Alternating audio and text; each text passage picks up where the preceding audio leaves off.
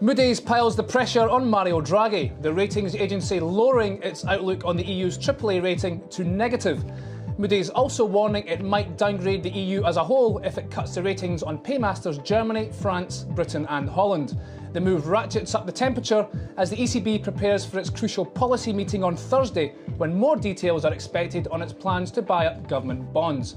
Let's hear now from Michael Hewson at CMC Markets. Michael, how will markets react to that news today? Will markets react? I'm not sure they will. I think we're already seeing the temperature gauge of the markets this morning with the movements in the euro-dollar. It's sort of moving higher.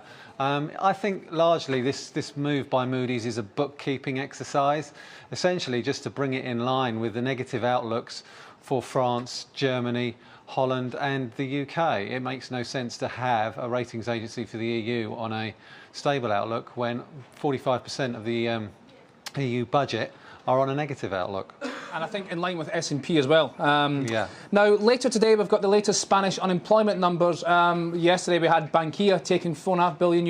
The regions seem to be asking for aid on a daily basis. Problems are mounting for Mariano Rajoy. Yes, they are, Jamie, and it's not looking particularly good for Mr. Rajoy. He's more than likely going to have to swallow his pride with respect to asking for a bailout.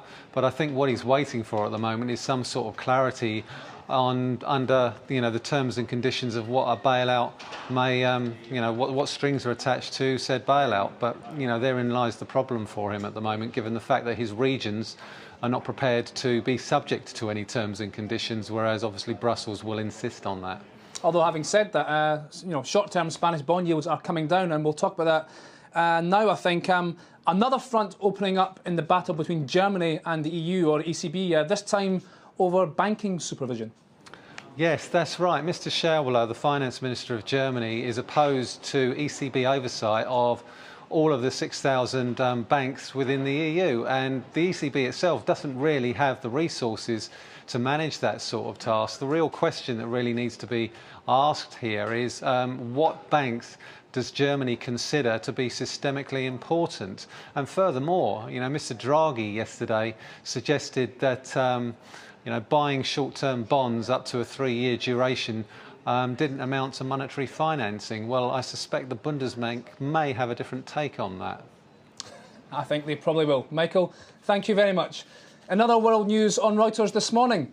US President Barack Obama's re-election campaign gets into full swing as a Democratic convention opens in North Carolina. First Lady Michelle Obama will give the opening address.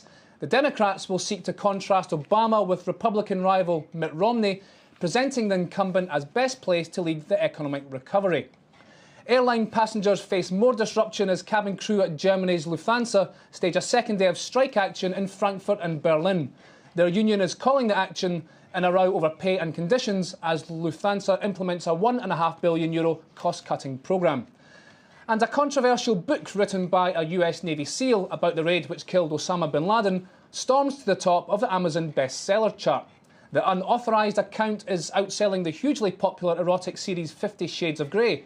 The Pentagon is threatening legal action against the author Matt Bissonnette, who published under the pseudonym Mark Owen. Australian metals group Fortescue, the latest victim of slowing demand from China. Reuters' Tara Joseph in Hong Kong has the story. Tara, another sign of the times as Australia's commodity producers come under pressure. We've got that story, plus no rate cut from the RBA today. That's right. A lot of pressure on Australia, as with many other Asian countries as China slows down. Fortescue, not really a surprise. They're cutting expansion, they're cutting spending, they're even cutting jobs. Iron ore prices have fallen way down. And this comes on the back of BHP Billiton earlier also shelving an expansion plan in copper and gold. It's tough times for the mining industry, as for many others, as we see the reverberations of China's economic slowdown across Asia. Staying with China, Tara, US Secretary of State Hillary Clinton, her tour of Asia takes her to Beijing today. What can she realistically hope to achieve? I don't know about realistically. Hillary Clinton has been in this region a lot lately, and that is largely the U.S. pivot to Asia, worries about China's growing influence.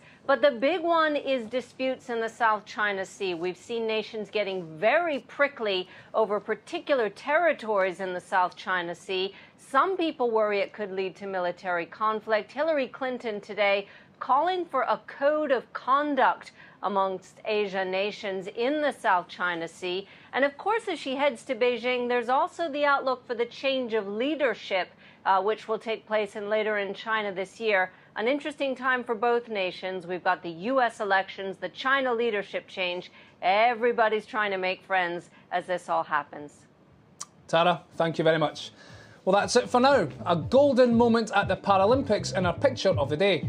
Britain's Ellie Simmonds, one of the swimming stars of the Games, shows off her medal after setting a new world record to win the women's 200-metre race. I'm Jamie McGeever. This is Reuters.